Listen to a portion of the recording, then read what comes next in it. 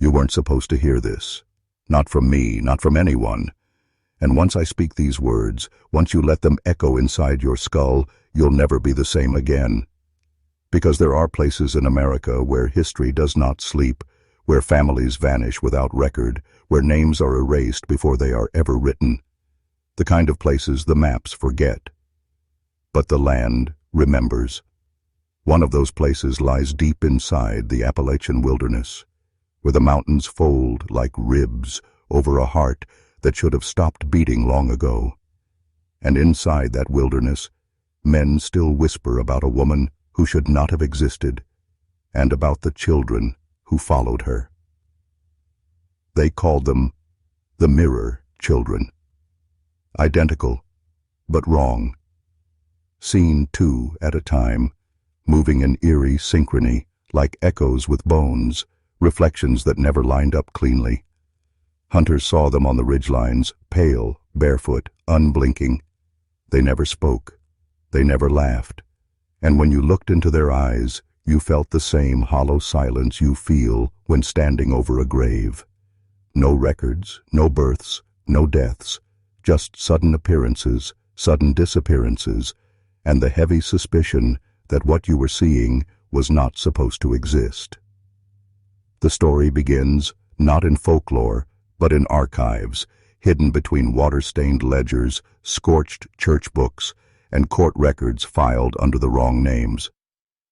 A photograph, curling with mildew, was discovered in 1939. Two barefoot boys, standing outside a cabin that no longer appears on any map. Their faces almost identical, one mouth slightly open, the other's eyes clouded, vacant. The photograph has no author, no stamp, no negative, just a presence, like it wanted to be found, but not understood. Think about that. A picture that shouldn't exist, children who never should have been there, tied to a cabin belonging to a woman exiled from her own community after accusations too damn cake for even the church ledger to record. They say she was stricken from the roll on grounds of moral unfitness. That's the polite way of saying something worse, something no one wanted to put into words, and from the moment she vanished into the tree line, from the moment her brother Samuel disappeared without a trace, the sightings began. This is not folklore. This is not campfire legend. This is a record buried by dust, by shame, and by fire, and tonight you will hear what they buried. They said she was called Miss Lila, though no one dared say her full name after 1921. To the church, she was an exile, an abomination written out of their records with a single brutal stroke of the pen. To the community, she was a shadow that lingered at the edge of Hollow Ridge, neither alive in their memory nor dead enough to be forgotten. She inherited her mother's cabin at 17 and kept it standing through silence, through exact change paid at the courthouse, through visits that grew less and less frequent until the year her brother vanished.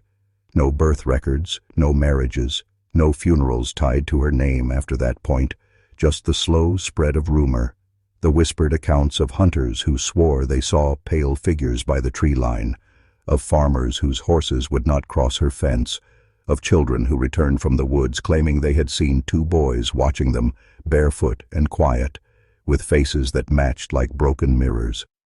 The state never filed an inquiry. The church struck her out and moved on. But silence in the mountains is never empty. It swells with what cannot be spoken. And when the 1939 flood ripped open the drawers of the Leslie County Courthouse, when archivists pulled from the ruins a photograph of two barefoot boys standing outside a cabin half collapsed by time, the silence broke. That photo was catalogued without incident, mislabeled, buried in boxes no one would open for decades, as though the archivist herself knew she was filing away something she had no right to touch. Yet the image lingered like an infection in the record, reappearing again and again, as if the land itself refused to let it stay hidden. And those who saw it swore the faces were wrong, not twins, not even brothers, but copies, one distorted from the other. You look long enough, and you start to feel as if the boys are looking back, as if they know you've seen what you weren't meant to see. That's how these stories begin, not with folklore, but with a record, a stain that keeps surfacing no matter how often it's washed away. And that is why we return to Miss Lila. Because if the stories are true, if those boys were more than rumor, more than faces half captured on ruined film, then what happened in that cabin wasn't just isolation. It was design. By the time the 1940s settled over the mountains, the cabin on Hollow Ridge had already become a place of dread, a landmark whispered about but rarely approached. And yet its presence weighed on the town like a wound that refused to heal. Travelers who lost their way along the ridge claimed to see smoke rising from its chimney even in the dead heat of summer, though no one recalled delivering wood or coal to its porch. A postman swore under oath that he left parcels at the gate and never once saw them moved by human hand, yet they always disappeared before his next round. And then came the testimony of Howard Kittner, a merchant who stumbled upon the place in 1949 while hauling kerosene and tools across the ridge. What he described would be dismissed, filed under rural neglect, and lost in the bureaucratic dark. But his words survive, scrawled in a letter to the Kentucky State Welfare Office. 2 boys, silent, barefoot, blank-eyed, standing on the collapsing porch like statues carved from flesh. Not beaten, not bruised, but empty, as if no one had ever taught them to be human. They did not answer when spoken to. They did not blink when the wind stirred the trees. Kittner said their faces were alike but broken, like trying to press the same stamp twice into wet clay, the second impression always misshapen, always unsettling. He confessed that the sight made him sick, not from pity, but from a deeper kind of revulsion, an instinctual recognition that he had seen something he was not supposed to see. He begged the state to intervene, not for neglect, not for starvation, but because, in his words, no child should look that empty. The letter was filed, logged, and then abandoned in a box of non-urgent rural claims, never assigned a case number, never investigated. The boys were never named, never rescued, and the cabin was left to fester in the woods. Think about what that means. The state had a chance, a moment when truth knocked at its door, and instead it buried the warning in dust. And while they ignored it, whatever lived inside that cabin grew, because silence is not the absence of sound, it is the breeding ground of things too dark to speak. The silence of the authorities was not neglect, it was a pattern, and if you trace the records long enough, you see the same vanishing act repeated like a ritual: letters filed, testimonies logged, warnings ignored, all quietly shelved in boxes marked remote or non-urgent, as if the state itself had an instinct to look away from Hollow Ridge. This wasn't oversight. It was willful blindness, the kind of blindness that protects not the children, not the people, but the institution from confronting something it cannot explain. For decades, whispers clung to that cabin like moss to stone. No mirrors inside, every reflective surface covered or destroyed, the windows blacked out with burlap so thick not even daylight could intrude.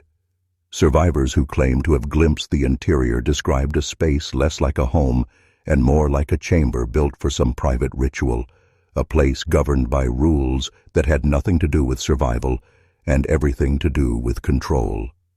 No names were ever spoken. Miss Lila did not call those boys sons or twins, but my echoes. Meals eaten in silence, every gesture mirrored, every bite timed to her own movements like puppets wound by a single hand, and carved above the frame where they slept, in a language few in those mountains could still recognize, were the words Shana Anam, same soul. That inscription is not folklore. It was documented by investigators who risked their credibility to transcribe it, a fragment of Gaelic preserved far beyond its time. Why would a woman in the isolated ridges of Kentucky carve those words above the beds of 2 boys who appeared from nowhere? Why would she cover every mirror, every scrap of reflection, if not to suppress something that threatened to reveal itself in glass?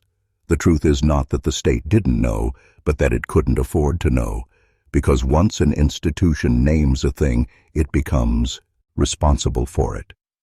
And responsibility would mean admitting that children were being raised outside the order of nature, outside the order of law, in a way that suggested intent, not accident, not misfortune, but creation, something engineered in silence, allowed to grow because no one dared drag it into the light.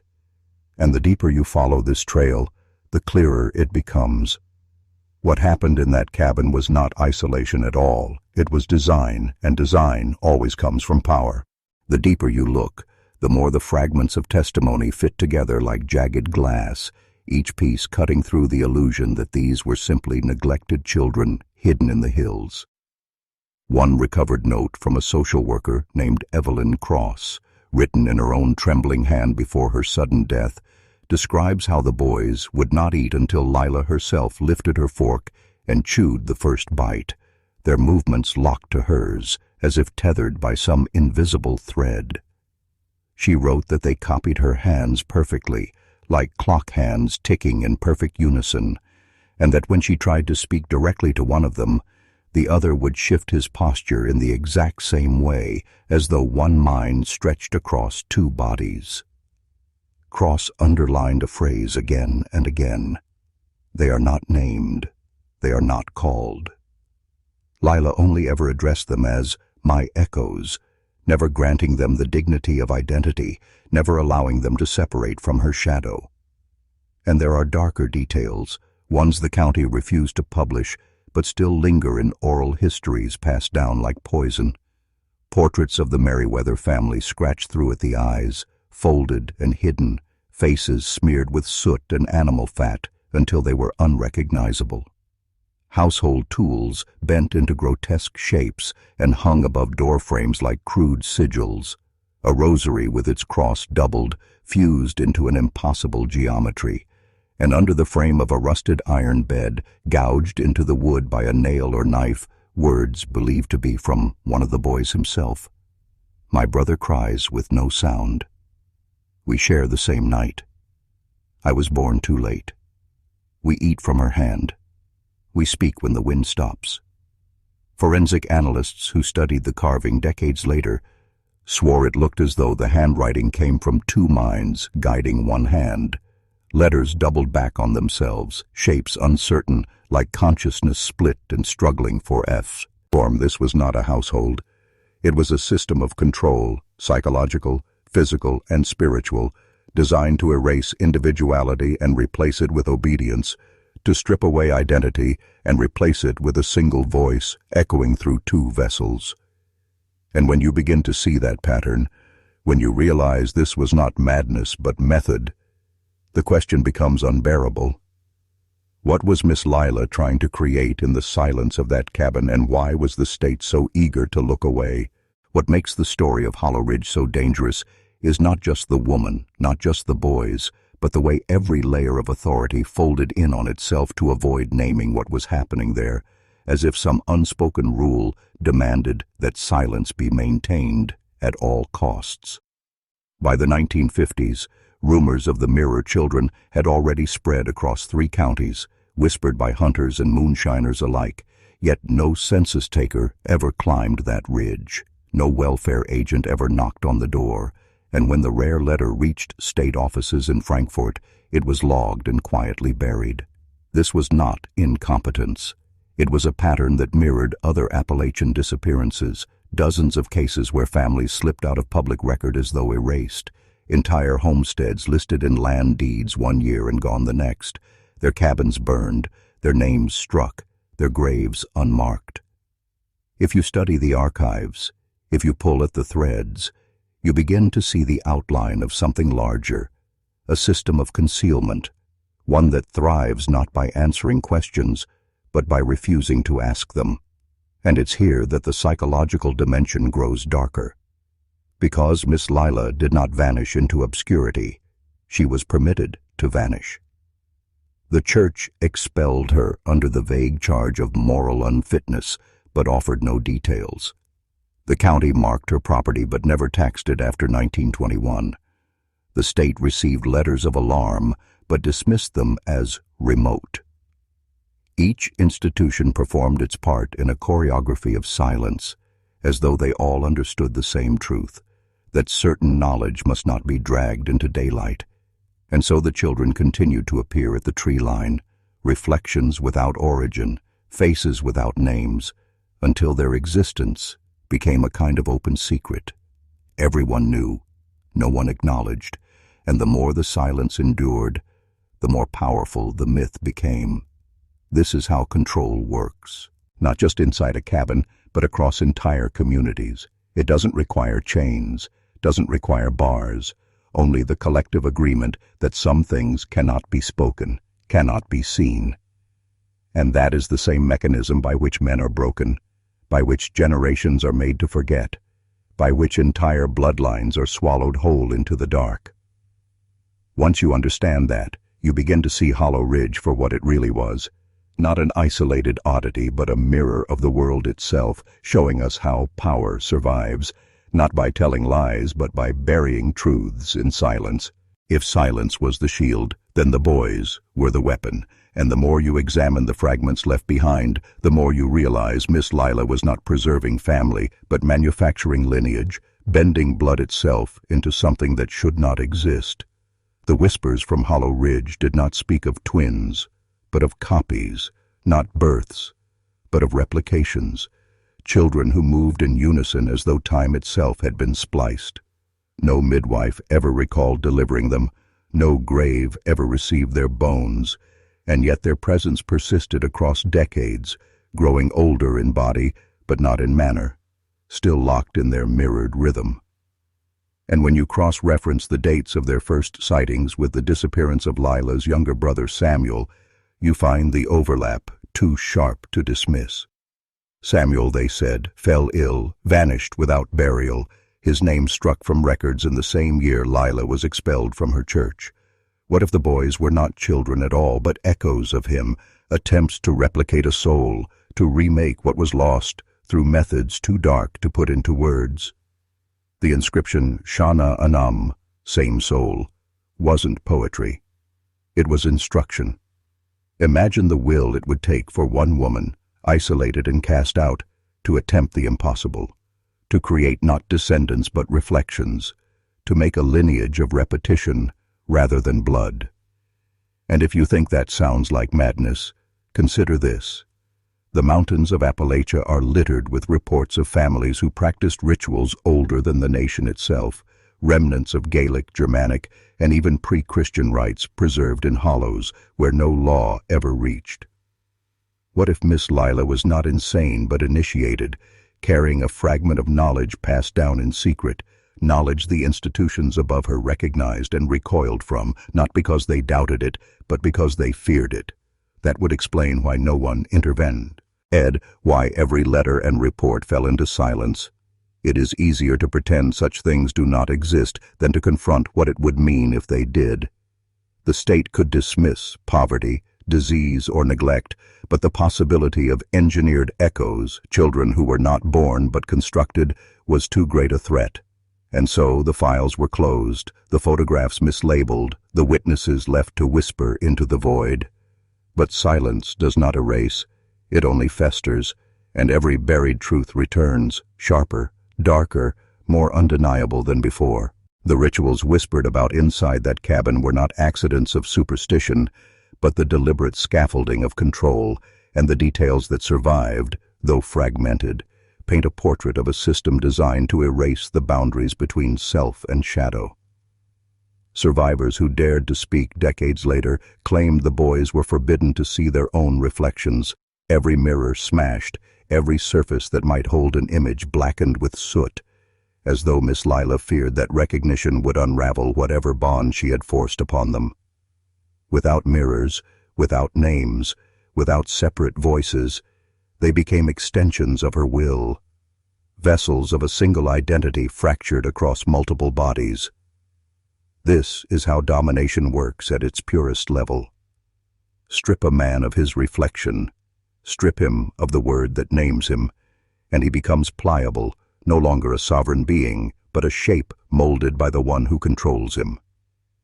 What terrifies me most is how closely this echoes the systems of power we see beyond the cabin walls, institutions that do not need chains to enslave, but instead erase, rename, silence, and mirror until individuals forget they were ever whole. And in the Appalachian interior, where records dissolved in floodwater and authority rarely climbed past the first ridge, Miss Lila had the perfect crucible to enact her vision. Was she trying to create immortality through repetition, ensuring that her bloodline would never truly end, but would echo indefinitely through bodies she shaped in secrecy? Or was it darker? Was she attempting to erase individuality itself, to birth children who were not people but conduits, shells carrying one soul stretched thin, incapable of rebellion, incapable of freedom? The evidence points to design, carved inscriptions, altered hymns written in plural, family portraits mutilated to remove all eyes but hers. And yet the state allowed it to continue, permitted this isolated theater of control to flourish unchecked, because confronting it would mean admitting that such forbidden knowledge still existed in the cracks of their domain.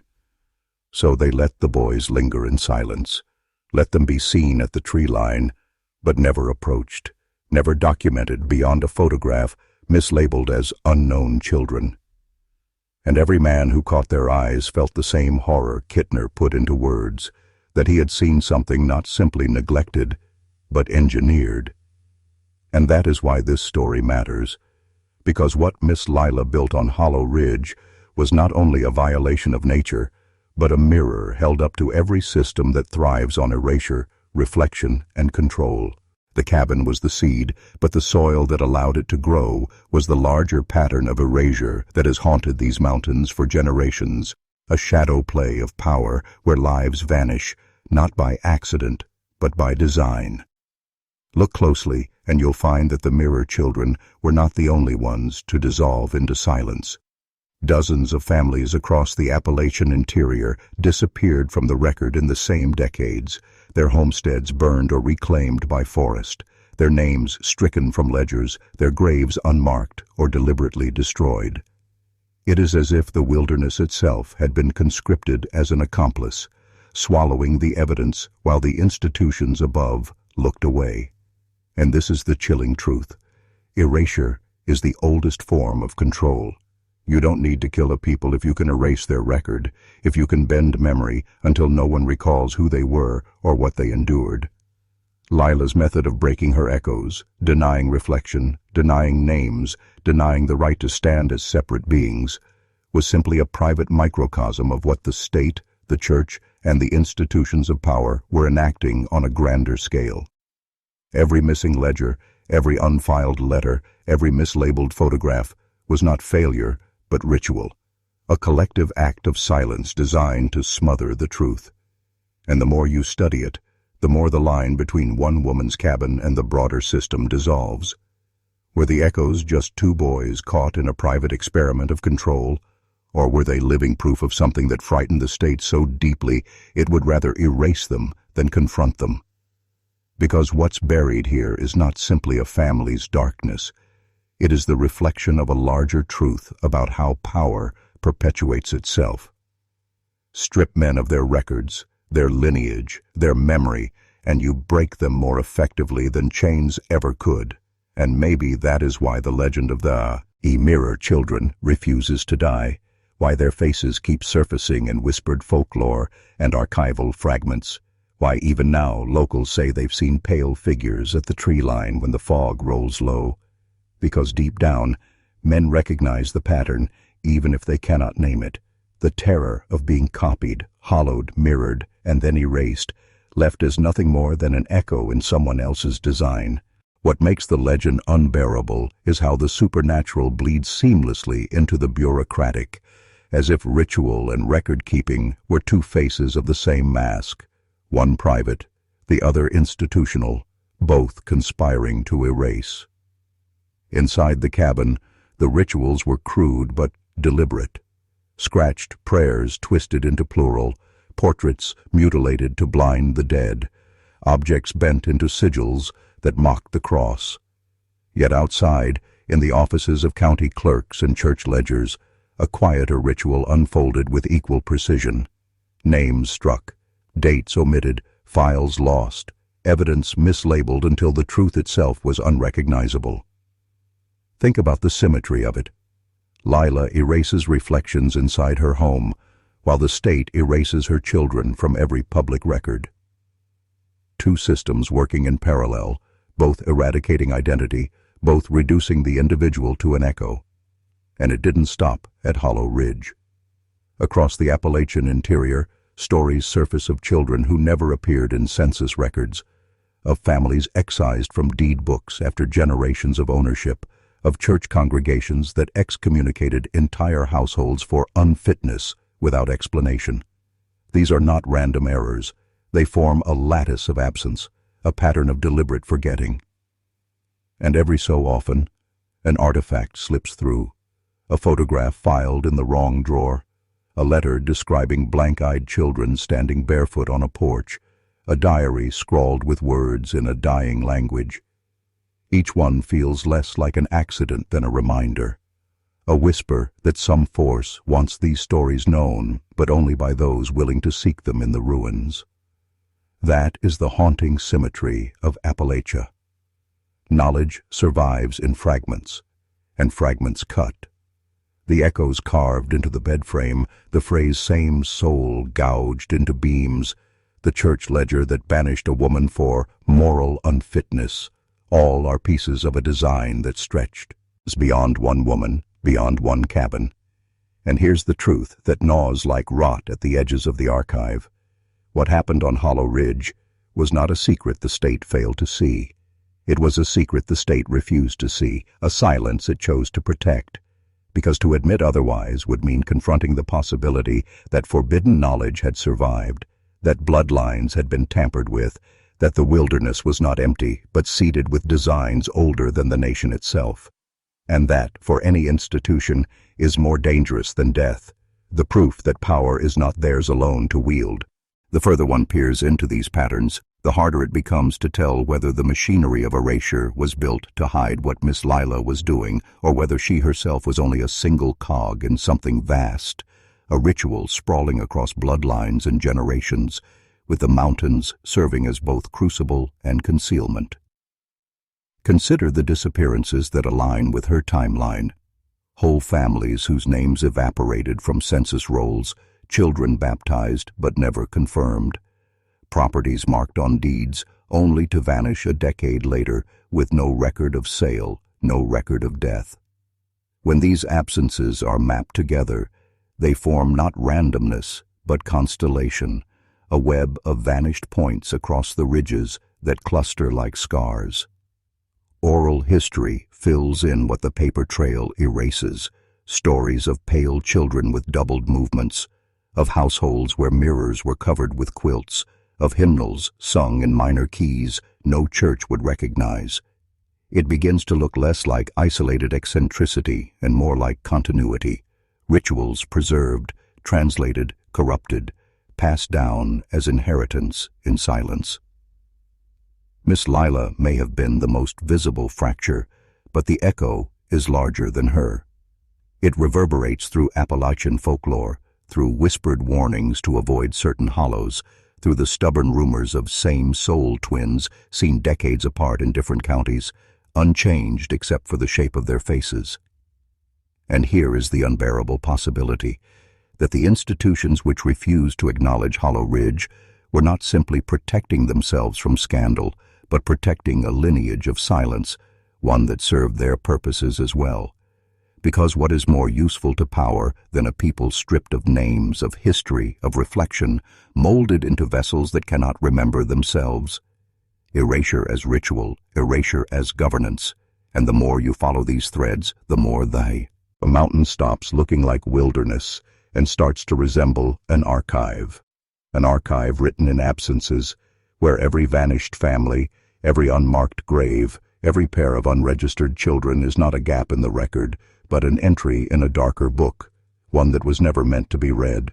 If we are brave enough to imagine the mechanics of it, the fragments suggest that the making of echoes was less an act of birth than an act of subtraction, a stripping away of everything that distinguishes one soul from another, until what remained could be stretched thin across multiple vessels, bound by ritual and silence. The testimonies hint at methods too grim to dismiss as folklore, the boys never being allowed to speak their names, prayers rewritten so that I was replaced with we, nightly recitations in which they repeated Lila's words in perfect unison until their voices blurred into one, and the absence of mirrors which robbed them of the chance to see their own separateness. Add to this the recurring motif of blood, the mutilated portraits smeared with soot and fat, the bent crosses hung above doors like locks, the scratched inscription, "Same soul," carved again and again into beams, as though it were not description but command. When you read these details together, they resemble not superstition, but procedure. A deliberate program of erasure meant to collapse identity, to coax two bodies into holding the same psychic thread. And here lies the most chilling implication.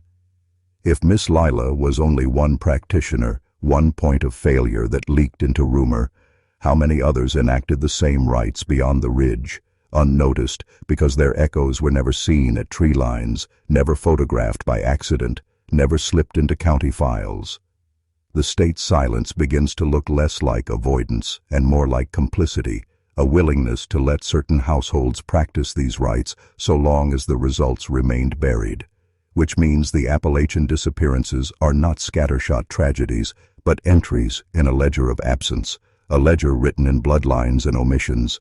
And once you see it that way, the whole landscape tilts, the cabins, the unmarked graves, the gaillons, says in the archive, all becoming chapters in a manual that no one admits exists.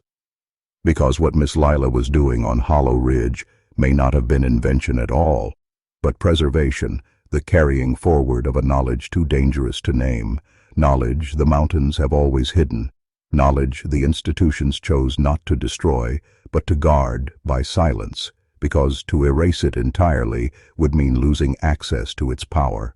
And it is here, at the threshold between folklore and the present, that the story turns most unsettling, because the echoes are not confined to yellowed pages or crumbling ledgers. They bleed forward, surfacing in accounts too recent to dismiss as myth. Hikers in the Red River Gorge speak of seeing children standing perfectly still in pairs at the tree line, their movements delayed, as if one were a reflection lagging a heartbeat behind the other. Social workers in Breathitt County have filed reports, buried quickly, of course, of twins enrolled in school who cannot be told apart, not because they look alike, but because they move alike, laugh alike, fall silent at the same instant, as if governed by an unseen conductor. In Clay County, a deputy resigned after an encounter he described as watching the same boy walk past me twice, one after the other, no more than a breath apart.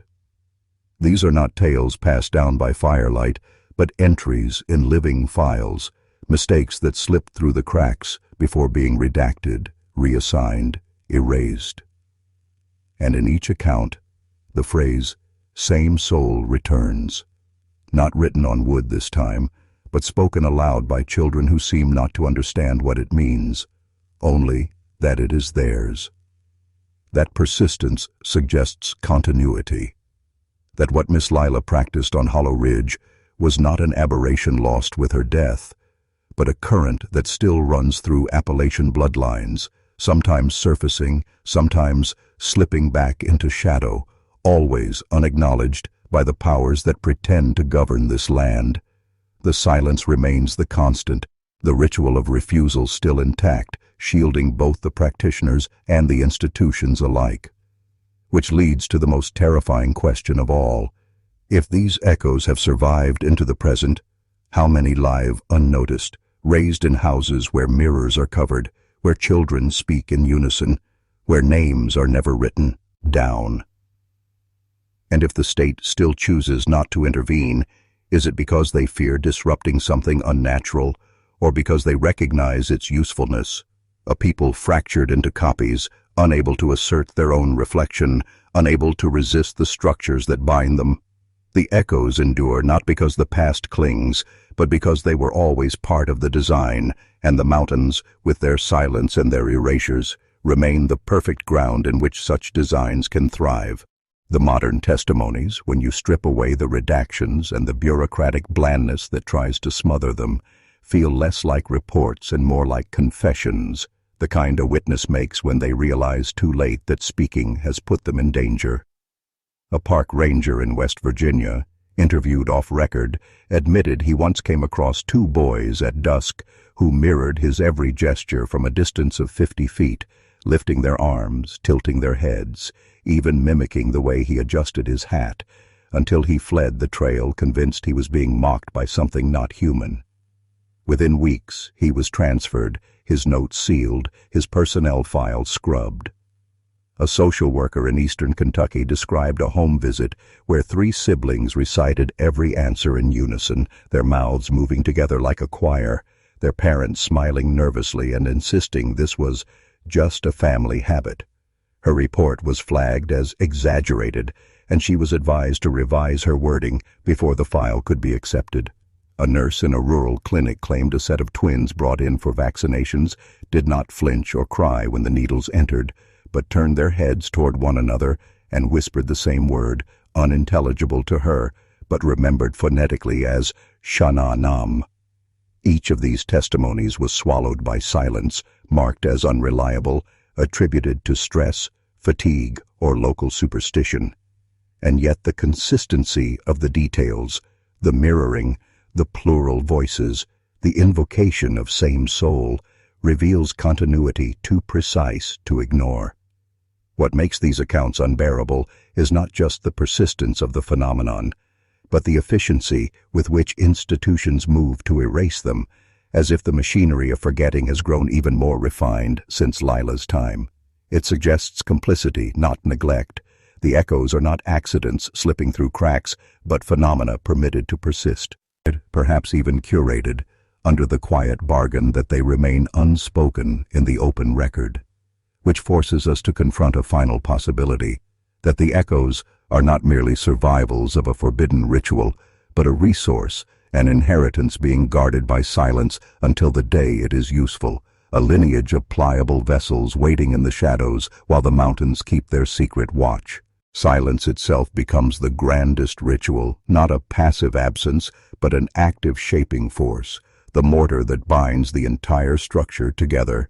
And when you look at the handling of these cases over decades, it becomes clear that silence is not simply a tool, but the ceremony through which institutions consecrate their control. Consider how swiftly reports vanish, how quickly witnesses are transferred, reassigned, or discredited. Each act is not random, but liturgical, a repeated performance that erases without appearing to touch, as if the bureaucratic machine had absorbed the same logic Miss Lila practiced in her cabin. Deny reflection, deny name, deny recognition, until what remains is malleable, pliant, ghost-like. The state performs its ritual with paper and ink, the same way Lila did with blood and soot, both aiming toward the same outcome: the reduction of the individual into an echo, something that cannot testify, cannot resist, cannot even be fully seen. And the more one studies these absences, the more it feels as if the mountain is not merely the backdrop, but the altar, the site upon which silence is offered again and again, each missing child, each unrecorded family, each redacted file, another sacrifice in a continuity too precise to be coincidence. The horror here is not that one woman bent children into reflections of herself, but that entire systems have learned to mirror her methods, scaling them up until a whole region's history is written in blanks and margins. In this light, the echoes are no longer just uncanny twins at the tree line or children whispering in plural. They are the living proof of silence perfected, the flesh and blood embodiment of erasure's final form. Which raises the most disquieting thought yet. Perhaps the echoes were never the aberration, never the secret the state could not afford to expose, but rather the demonstration, the prototype, the proof that identity can be dissolved and rewritten through ritual silence, a technology of control the mountains themselves were chosen to conceal. And if that is true, then what walks at the edge of the woods, what turns its head a fraction too late to mimic your gesture, is not just a remnant of Lila's madness, but a reflection of the system itself, the mirror it has always wanted to hold against us until we, too, forget our names. If you push past the comfort of thinking silence is only a metaphor, the possibility emerges that it is not just a human tool, but an active presence, an intelligence wearing the mask of absence, shaping itself through every erasure, feeding on every omission, until the act of forgetting becomes less an accident and more a summoning. In this reading, Lila was not inventing but listening, tuning herself to something older than scripture, older than blood, that spoke not in words, but in gaps, in the hollow spaces between prayers, in the blank margins of records, in the pause before a name is spoken. The state, the church, the clerks in their offices, whether knowingly or not, participated in this invocation, performing their erasures with the same devotion she performed her rituals, each stroke of redaction another offering to the void. And the echoes themselves, those hollow children who mirrored instead of lived, may have been less her creation than her conduit, flesh vessels animated by silence itself, walking proofs that absence can wear a face. To entertain this is to recognize that what haunts the Appalachian interior is not merely folklore or conspiracy, but a force that thrives through forgetting, a presence that requires no altar but the one built in our archives, our censuses, our careful denials. That would explain why the echoes persist, why modern reports continue to surface despite every effort to smother them. The ritual is ongoing, the mountain still hungry, silence still collecting its offerings. And if that is true, then the real terror is not that silence has corrupted our systems of power, but that our systems of power have always been its chosen language, its perfect instrument, the means by which it ensures continuity. Because silence does not need to shout to be obeyed, it only needs to erase until nothing remains but the echo of its design. And yet, within that suffocating vastness, there are moments when the silence falters, when the machinery of erasure misses a gear, and something slips through, not enough to undo the void, but enough to remind us that whatever feeds in the dark is not flawless. Among archivists and folklorists, there are whispered stories of misplaced boxes discovered in courthouse basements, their contents misfiled for decades, letters describing children who walked in step with themselves, photographs where one figure repeats with a fractional delay, journals that recount entire households speaking in a grammar of plurals before the writer himself falls into the same habit, his I dissolving into we without comment. These are not complete testimonies, only fragments, but they carry the unmistakable weight of lived experience, the stubborn texture of something that resisted being silenced long enough to be set down. One such journal, found in a condemned house near Hazard, Kentucky, ends mid-sentence, the ink trailing off into a line, and yet the final word written before it stops is, "Remember." Whether that was a command, a plea, or a defiance, no one knows, but it lingers as a rupture in the perfect continuity of silence, a reminder that absence cannot wholly contain what it feeds on. For if silence were total, if erasure were flawless, we would not be here speaking of Hollow Ridge at all, nor tracing the shape of these echoes through scattered accounts and broken artifacts. That survival, however fragile, hints at the possibility that the silence is not absolute but porous, that memory has its own ritual strength surfacing through whatever cracks it can find, inscribing itself in margins, surviving in whispers, hiding in the stubborn persistence of those who refuse to let the mountain's hunger devour everything. And it is in those fractures, those ruptures, where silence fails, the true horror comes into focus. Not that absence is everywhere, but that something inside it is struggling to get out, desperate to be remembered, to be seen, to step forward from the tree line and break the mirror once and for all. But to believe in rebellion is itself dangerous, for every fragment we cling to may already be compromised, every rupture in the silence nothing more than another layer of its architecture, a lure designed to convince us that resistance is possible while drawing us deeper into its structure. Consider how these fragments always arrive incompletely: half-burned photographs, journals that end mid-sentence, testimonies that slip into plural speech before collapsing. What if their very incompleteness is the mechanism by which silence sustains itself, offering just enough trace to spark obsession, to compel us into reconstructing what was erased, thereby ensuring that we, too, become participants in the ritual? The archivist who pores over misfiled boxes, the folklorist who tries to stitch rumors into narrative, the witness who cannot stop retelling what they saw at the tree line, all of them are feeding the void by extending its reach, repeating its patterns, giving it shape in language. Silence may not only consume absence but also thrive in repetition, in the endless circulation of partial accounts that never resolve, never deliver clarity, only deepen the echo. This would explain why no testimony survives whole, why no artifact ever emerges intact. The fragments themselves are instruments, the baited hooks by which silence perpetuates itself across generations, ensuring that even those who resist become mouthpieces, carriers, mirrors.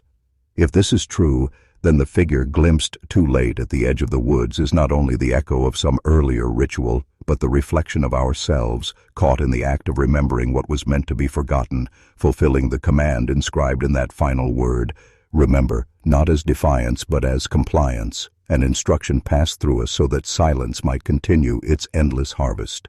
And perhaps that is the most horrifying realization yet, that every attempt to document, every whispered retelling, even this very act of writing, is not resistance at all, but another offering, another way the silence feeds. And yet there is a danger in surrendering wholly to the idea that all memory serves the silence, because buried in the scattered accounts are rare flashes that feel qualitatively different, not just fragments repeating the same motifs, but intrusions that break the rhythm, moments that do not echo, but rupture. A folklorist from Berea once described finding a page wedged behind a shelf in a courthouse archive, not catalogued, not filed, simply pressed into the wall as if it had been hidden rather than misplaced. The handwriting was jagged, hurried, and unlike the neat dissolutions we see elsewhere, the voice did not slip into plural, but screamed the singular over and over, I, until the page ended in a blot of ink that had eaten through the paper. A photograph recovered from a family Bible in Harlan shows two identical boys posed beside their mother, but when the image is developed in infrared, a third figure appears between them, blurred, unfinished, its head half turned away as though refusing the lens, and on the back of the print in faint graphite someone has written, "Not ours." Even more unsettling is a modern account. A woman in Leslie County reported waking in the night to find her twin daughters standing at the foot of her bed, holding hands, their voices rising in unison, until suddenly one of them broke, sobbing and repeating, "It's not me, it's not me," while the other watched in silence. These instances do not fall neatly into the machinery of repetition. They resist the smooth erasure. They leave behind residue that feels jagged, unruly, alive.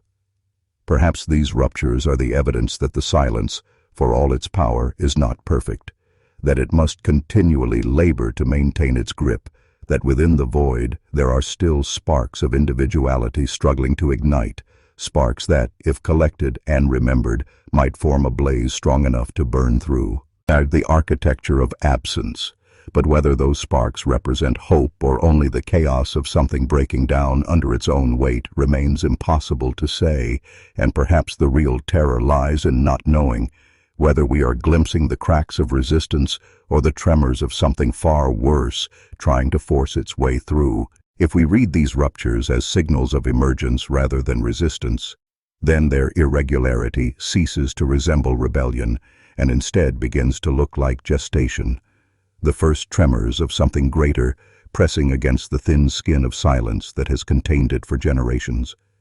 The jagged insistence on "I scrawled across the courthouse page" might not be a human voice clinging to individuality, but a rehearsal, a practice of language by a presence that has only ever spoken in plurals and echoes, now attempting to shape itself into a singular that could step forward unmasked. The blurred third figure on the Harlan photograph might not be a mistake in exposure, but the partial appearance of something that cannot yet endure the full weight of representation, a body not yet complete but straining toward coherence. The child who broke from her twin's perfect mirroring with the repeated cry of "It's not me" may not have been resisting at all, but rather carrying the fracture of emergence in her throat, the moment when the silence allowed one vessel to stutter out the truth of what was forming inside. Taken together, these are not failures of the void, but symptoms of its next stage, the way an egg begins to crack, not because it weakens, but because what was incubating is ready to force its way into the world. If that is the case, then what has haunted Hollow Ridge and its neighboring counties has never been a static ritual, never merely echoes looping in repetition, but a long preparation, a centuries-long cultivation of bodies and bloodlines until the silence could give itself a voice, until absence could incarnate. And in this light, the question is no longer whether we can resist or remember, but what we will do when the silence no longer hides behind redaction and reflection, when it begins to walk openly in singular form, carrying centuries of hunger sharpened by its long wait.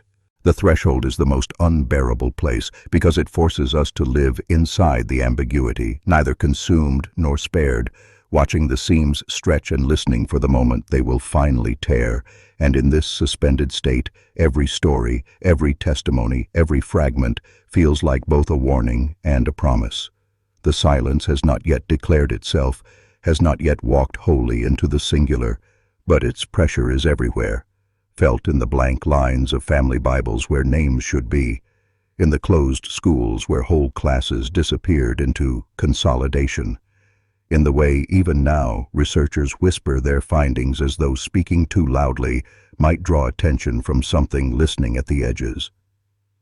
What terrifies is not simply the thought of apocalypse, some decisive unveiling, but the knowledge that we are already living in the prologue of it, breathing the same air that carries the fractures, repeating stories that may be part of the mechanism itself, waiting for the moment when a voice that is not plural, not echo, not repetition, finally cuts through with a word that belongs to it alone. Until that happens, we cannot know if we are witnessing resistance or ripening, whether the cracks are the signs of something breaking free or of something larger breaking in, and in that uncertainty lies the true weight of the horror. To know we are suspended in a ritual too vast to escape, watching the dark at the tree line lean closer, unable to tell if it is waiting for us to remember or waiting for us to forget one last time so it may at last speak in its own name.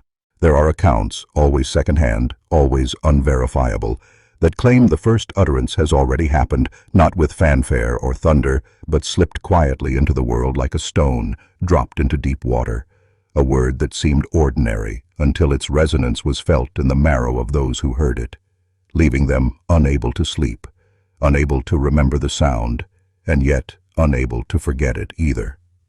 A miner in Letcher County once told his daughter, in a whisper recorded decades later, that deep underground he heard something call his name with a voice not his own, and though the syllables were exact, the cadence was wrong, as though language itself were being practiced, tested, broken in like new skin.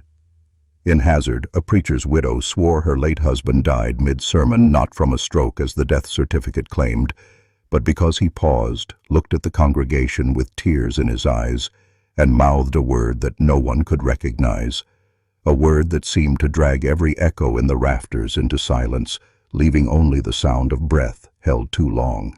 These stories are rare, fragile, but they point to a threshold already crossed, a possibility that what we dread as coming has already arrived, quietly and without ceremony, folding itself into the present moment so that the difference between waiting and living has collapsed. If that is true, then the horror is not that the silence will one day speak, but that it already has, and that each of us may already be carrying fragments of its first language in our mouths, waiting for the moment when we, too, speak without knowing why, our own voices serving as the vessel for something that has at last learned how to call itself into being. If the scattered accounts are to be believed, then these first utterances are not isolated anomalies, but points on a spreading map, subtle eruptions in language that ripple outward with a logic too consistent to dismiss as coincidence, as though the silence has begun threading its voice through ordinary speech, inserting itself not in grand revelations, but in slips, stutters, and unplaceable cadences that pass unnoticed until they are remembered later with dread. A teacher in Breathitt County reportedly corrected a child's spelling on the blackboard, only to realize the word she had written was not in any dictionary, a shape of letters that seemed possible but unrecognizable, and when she tried to erase it, the chalk dust smeared into a faint repetition of the same word across the board, multiplying instead of vanishing. In Knoxville, a nurse claims she overheard two patients, strangers in separate beds, murmuring the same phrase in their sleep, perfectly synchronized, though when they woke neither recalled dreaming at all. Even in cities far from the mountains, recordings of town meetings and church services occasionally surface where a voice can be heard faintly beneath the others, never quite distinct, always near the threshold of perception, a resonance felt in the gut before the ear. These are not accidents. They are incursions, rehearsals, the silence teaching itself to move through us until its voice is no longer separate but embedded, indistinguishable from the fabric of our own speech. And the most unsettling truth is that we cannot know how much of our language has already been colonized, how many of the words we trust as our own carry within them the seed of something older, patient, waiting for the day when all our voices merge into a chorus that believes it is speaking freely, while in fact it is delivering the silence's first true sermon. The infiltration of language is the most insidious stage, because it does not arrive with spectacle but seeps through the ordinary, turning the familiar tools of communication into conduits without our consent, until the very act of speaking becomes an unwitting ritual. Researchers who analyze regional dialects in eastern Kentucky have noticed the slow emergence of vowel shifts and syntactic patterns that do not map onto any known linguistic ancestry, subtle distortions that seem to spread not by contact but by contagion, appearing simultaneously in households with no interaction, as though seeded from elsewhere. Phrases without clear origin surface in conversation and then vanish, leaving only the memory of having been spoken. Neighbors recalling that a man used a strange proverb he later denied, families insisting that an elder repeated the same prayer for days, though he swore he had not prayed at all. Even written language is not immune. Documents long archived have been found to contain lines of text invisible in previous inspections, marginalia that glows faintly under ultraviolet light, scrawled in handwriting that matches no one alive or dead, yet bears the same uncanny cadence of those whispered accounts. And still, the changes are dismissed as accidents of memory, errors in transcription, quirks of dialect, because to accept the alternative is to admit that language itself, the medium by which we define reality, is no longer under our control. To speak, to write, even to think in words may already be to participate in the silence's liturgy, a ritual performed not in temples, but in every classroom, every courtroom, every whispered conversation in a kitchen at night. The sermon has not yet been declared, but it does not need to be, for the congregation has already been assembled, and every voice, yours, mine, everyone's, has already begun to hum the opening notes without realizing we are part of the choir. To suggest that the sermon has not yet been spoken may itself be a kind of denial, because the evidence suggests we are already inside it, living as lines within a text that is unfolding around us in ways too vast to apprehend, and the horror is that we cannot distinguish where our words end and its voice begins.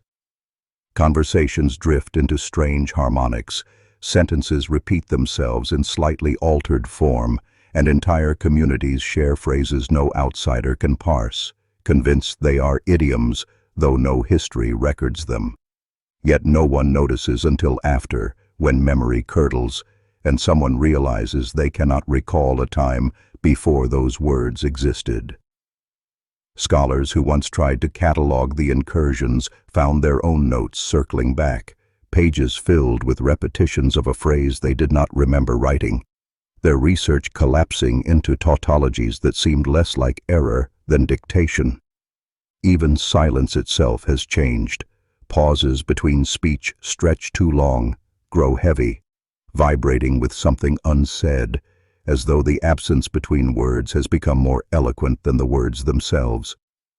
It may be that the sermon does not arrive as a climactic declaration, but as a saturation, a slow flooding of all channels of language, until there is no outside from which to observe it. No voice untouched, no record unmarked, only the recognition that what we call communication has already become liturgy, what we call memory has already become scripture, and what we call ourselves has already been spoken into alignment. In this light, the dread is not anticipation but belatedness, the suspicion that we are already late, that the sermon has been ongoing for longer than we can measure, and that our only role now is to realize too slowly that we have been preaching it all along. Perhaps the most unbearable possibility is that recognition itself is impossible, that the sermon is designed to preclude awareness, to weave itself so completely into the fabric of perception that even the act of realizing becomes another stanza in its endless recursion, another echo mistaken for resistance. People speak of déjà vu with increasing frequency, of conversations they are certain have already happened, of words they cannot recall learning yet find themselves using with perfect fluency. And when asked to trace their origin, each person insists someone else spoke them first, passing the chain of attribution outward until it dissolves in the fog of collective memory.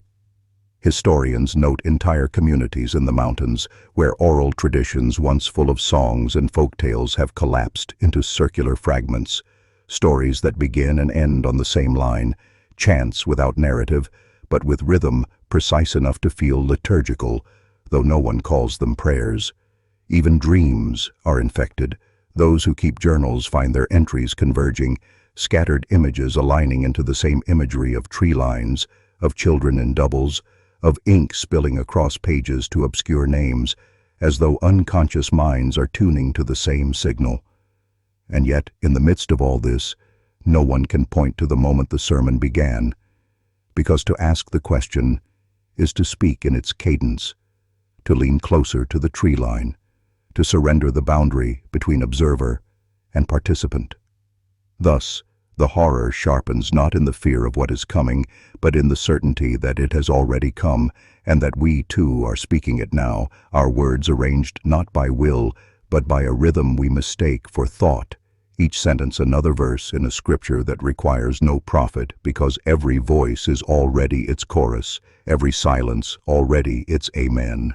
It may be that the spiral of uncertainty is itself the crystallization, that the sermon's genius lies in never needing to reveal a climax, in ensuring that every attempt to name or locate it only binds the speaker more tightly into its structure, so that the act of seeking confirmation becomes indistinguishable from worship. Scholars who try to map its spread end by reproducing its cadence in their own writings, their reports filled with refrains they insist they did not write. Ordinary people, asked to testify about strange speech, drift into a monotone and begin repeating phrases they later deny. And those who remain silent feel the weight of their silence growing unbearable, as though quiet itself has become a form of recitation. In this way, the sermon achieves what no revelation could. It abolishes the distinction between participant and witness, transforming recognition into complicity, observation into confession. What terrifies is not that there will be a moment when all voices rise together in an unmistakable collective utterance, but that such a moment is unnecessary because the sermon has always been written to thrive on partiality, on hesitation, on the suspicion that one's own words are not wholly one's own. It requires no cathedral, no congregation gathered under a single roof, because every kitchen table, every whispered conversation in a car at night, every solitary thought framed in language has already become its pulpit. And so the true revelation may never arrive because it does not need to. We are already inside it, forever circling the recognition, forever too late, forever reciting. And yet, even the fantasy of refuge in thought outside language proves fragile, for the silence has already anticipated such escape, extending its reach into sensation, into the body's unarticulated rhythms, until breath itself feels scripted, until heartbeat seems to echo a cadence not quite our own, as though physiology has been bent into prosody. Dreams, once imagined as private sanctuaries, reveal themselves as rehearsals, countless sleepers across distances describing the same imagery, not in words but in sketches and gestures that align with eerie precision, proving that even the prelinguistic has been conscripted into its liturgy. Infants, too young to speak, are observed humming tonal fragments that match the patterns later traced in corrupted court transcripts and blurred photographs, suggesting that the sermon requires no education, no transmission, because the body itself has been tuned for it. In this way, the last bastion, thought unspoken, sensation unformed, is eroded, and what we once believed to be the core of selfhood reveals itself as another vessel, another surface already inscribed.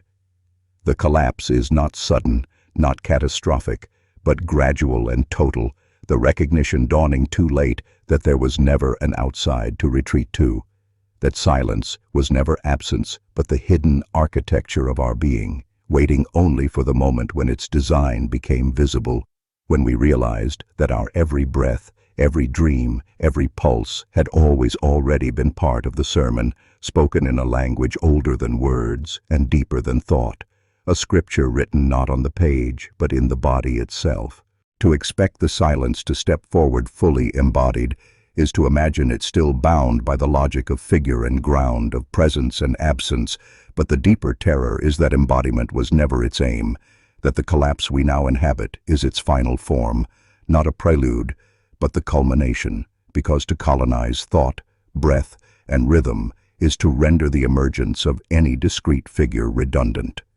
What would it gain by showing itself when the boundaries of self and other, witness and apparition, have already dissolved, when the living body itself has become the stage on which its sermon is performed endlessly and without resistance? Reports of apparitions, of blurred figures in photographs, of voices caught on tape may have been misdirections, early symptoms meant to coax us into expecting a revelation in visible form, when in truth the revelation is this, that there is no longer a distinction between our own pulse and its cadence, between our own voices and its chorus. To wait for it to arrive is to misunderstand that it has already abolished arrival, that its genius is to exist as saturation rather than intrusion, to erase the very possibility of an outside from which one might declare it has come. Thus the horror that remains is not anticipation, but belatedness, the slow realization that there will be no figure stepping out of the tree line, no final moment of unveiling, because the sermon has achieved its end without ever needing to appear, and what we mistake for waiting is only the echo of our own voices already speaking it, carrying it forward into every breath, every pause, every silence that is no longer empty but entirely full. There can be no closing cadence, no final line to seal the collapse, because to imagine such an ending is only to rehearse the same delusion of outside and inside, of completion and aftermath, and the sermon thrives precisely on the impossibility of resolution, ensuring that every attempt to conclude only extends its reach further. Another verse mistaken for epilogue. Scholars drafting final reports, poets writing elegies, priests delivering benedictions, all have found their last words looping back upon themselves, unfinished sentences curling into repetitions that appear to promise closure, but in fact defer it infinitely, binding speaker and listener alike in the rhythm of continuation. To stand within this endlessness is to recognize that what we once called horror has become environment, that the uncanny has ripened into the ordinary, that the silence does not demand worship because it has no need. Every utterance, every gesture, every attempt at refusal is already woven into its texture, indistinguishable from obedience. And so there is no choice left between ending and continuation, no hope of stepping outside to observe from safety, only the unbroken awareness that we are still speaking, still writing, still thinking. Each act another echo, each echo another confirmation that the sermon is not something we await or remember, but the medium in which we live, the atmosphere through which all meaning travels, the infinite present in which even this sentence, even this pause, even this silence is already its refrain. And if continuation is inevitable, then this too is part of its design, for the sermon has no need of chapters or sections, no architecture of beginning, middle, and end, but stretches itself seamlessly through every effort to partition it, every fragile boundary we impose only serving as another reminder that division is an illusion. The act of numbering, of insisting that there is a next section, a next paragraph, a next thought, is itself a kind of liturgical counting, a rhythm of accumulation that mimics prayer beads sliding through the fingers, each increment marking not progress, but return, not advancement, but deepening entanglement. To read forward is to rehearse it, to believe that we are moving through a text rather than being moved by it, to cling to the fiction that there will be a final page that can be turned, a last word after which silence will resume as silence. But the silence we long for has already been remade, filled with resonance, and so the act of hoping for an end is indistinguishable from continuing the sermon, the yearning for closure, nothing more than another verse, another utterance, another proof that we cannot stop because stopping would itself require an outside that no longer exists. Thus, every continuation is both inevitable and inescapable, the text already unbounded, the voice already endless, and even this attempt to declare perpetuity is not an observation, but a participation, one more breath surrendered to the cadence that has always been speaking through us, with us, as us. And so the illusion of forward movement persists, a trick of numbering that persuades us there is distance being covered, that each new paragraph advances further into revelation, when in truth we are only circling deeper into the same centerless spiral, repeating the same cadence under different guises, speaking the same sermon with new ornament. This is how the silence ensures endurance, by disguising stasis as progress, by teaching us to hunger for the next word, the next line, the next section, knowing that our appetite will keep us tethered long after the meaning has collapsed into pure rhythm. To demand continuation is to fuel its momentum, to mistake repetition for discovery, to feel a pulse of dread that masquerades as anticipation, as though the next page might at last deliver the clarity withheld, when in fact the clarity lies only in realizing that there is no next, no later, no outside, only the continuous now of the sermon's unfolding. And still we persist, compelled by a voice that has already colonized the machinery of thought, compelled by the very desire for an end we know will never arrive, compelled because even refusal has been converted into its music, and silence, once imagined as a refuge, is now indistinguishable from participation. In this way, the spiral tightens without limit, each sentence another turn, each pause another measure, until the reader, the writer, the listener, the dreamer, are all the same instrument, vibrating not in anticipation of what will come, but in the recognition that what has already come is all there will ever be. There is no false ending that can stand apart, for even the attempt to craft one becomes indistinguishable from the sermon itself, a gesture of closure that only thickens the weave, the promise of conclusion revealed as yet another repetition disguised in different clothing. This is the final trap. The belief that a boundary can be drawn, that one might step back and declare here it stops. When in truth the stopping is only another continuation, the silence after the sentence already resonant, already humming with the cadence that has always been present. To seek the last word is to speak again, to press forward in the very act of trying to retreat. And so the spiral is not infinite because it stretches outward forever, but because it folds inward without limit, collapsing each new moment into the recognition that it has already happened, that we are already inside it, already repeating, already carried along by a voice that requires no subject, no object, no listener at all. What remains then is not the hope of breaking free, but the certainty that freedom was never part of the design, that the sermon does not end because it was never meant to, that the text continues not because we will it, but because continuation is its nature, because to exist within language at all is already to speak it, to be spoken by it, to discover too late that every thought, every breath, every silence was never ours and never could be.